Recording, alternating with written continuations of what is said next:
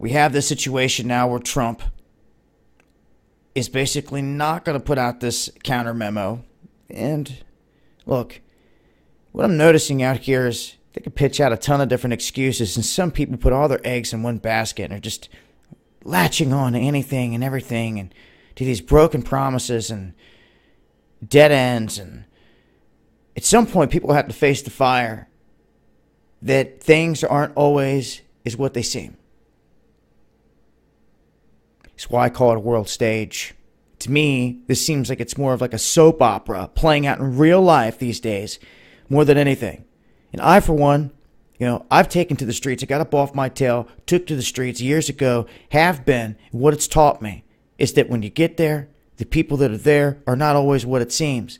You start to see that this is more like a Hollywood set, where people are running around paid by some of the biggest billionaires out there, putting together pieces of the puzzle that you would have never been able to do unless you were there and seen it and started to connect things, connect with people, observe things, take things in that you would have never seen if you sat at home trying to take it all in through that TV, because if they control everything that goes through that, then they control you. Just like they control the education system in this country. That's why when you get out of high school, college, the real journey begins in awakening to what the real world is. You spend the rest of your life doing that, right? Well, here on this world stage now, we have Trump saying they're not going to put out this counter memo over national security concerns. Now, the reason they give, one could argue, are legitimate, to where they never put this thing out. Others could argue, well, they could put it out and just black out those parts. Well, it's gonna. Have you seen what they've released in the past? Redacted. There's no telling what could happen here. Any one little word gave way to that it was one person or anything like this, they would never let it happen. And apparently, the DOJ and others here on this world stage are telling him not to do this. Is this another jerk the chain type of event? Okay. I gave my thoughts on this whole thing and where it's going, and that it would be drug out. There would be more to it. Of course, here, there is, again. And where this is all going. Now, I'm going to be putting out a longer video, not live, but just a longer video. That way, it can hopefully reach people around the world and not get blocked like the live streams have been. I'm going to be talking about all this.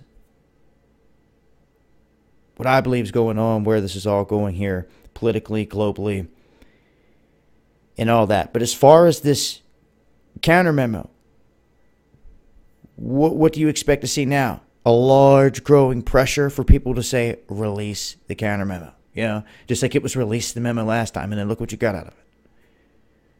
And then look how long they could drag it out. Weeks, months. How much energy and time people will put into something like that, just like release the memo. And it... Is anybody in jail? Is it anything super bombshell? You have people that will just grab on and have an excuse for everything. People like that, well, they're just going to have to find out the hard way. Some people are just not going to listen. This is the reality of it. Others see it for what it is. Feel lucky if you've got this far and you see it for what it is. This world stage. There's so many around you that want to live in denial and make excuses for everything.